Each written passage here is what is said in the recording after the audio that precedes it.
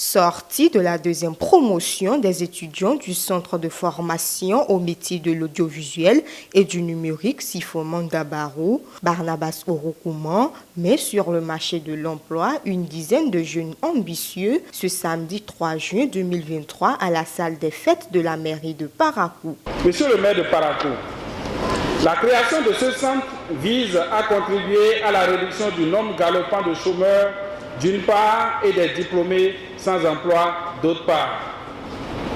Après une première édition dont les fruits ont tenu la promesse de fleurs, nous voilà à la fin de la formation de 10 jeunes prêts à faire face au marché de l'emploi et de l'auto-emploi.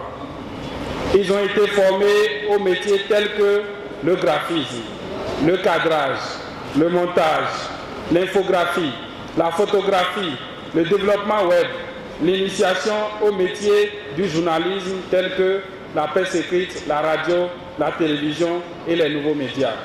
Se faire former dans ces métiers, c'est garantir son avenir et celui de sa famille. C'est pourquoi je tiens à remercier les parents qui ont perçu très tôt cette opportunité et ont inscrit leurs enfants dans un centre de formation à même de faire des professionnels de leur domaine. Parrain de l'événement, Francis Cotobouyan envisage apporter plus son soutien à ces jeunes qui se montreront plus sérieux et engagés dans l'exercice de leurs fonctions.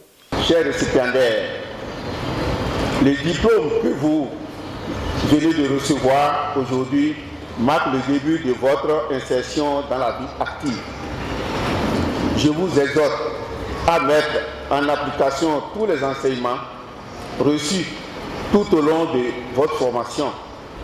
Pour ce qui me concerne, je m'engage à vous accompagner à la hauteur de mes capacités pour vous permettre de vivre de ce métier que vous venez d'apprendre.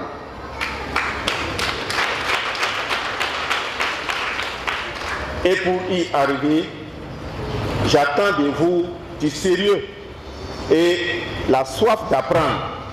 Encore plus, je suis certes votre parrain, mais je serai encore plus le parrain de ceux qui seront sérieux et qui auront la soif d'aller de l'avant.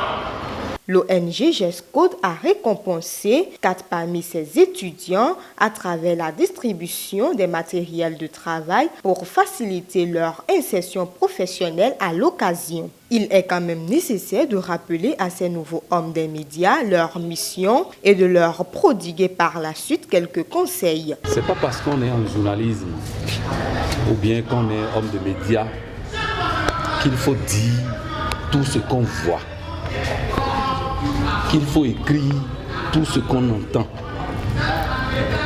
Parce que le journalisme, le métier de journalisme a son code, qu'on appelle le code de déontologie. Après la formation, il faut avoir ce code-là comme votre bréviaire.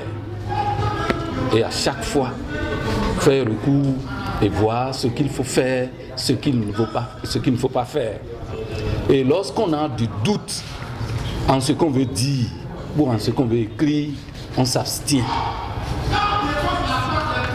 Éviter le sensationnel, parce que c'est le sensationnel qui conduit au dérapage.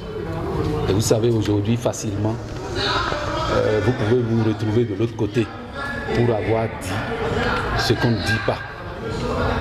Et comme je le dis souvent, le métier de journalisme, c'est un couteau à double tranchant.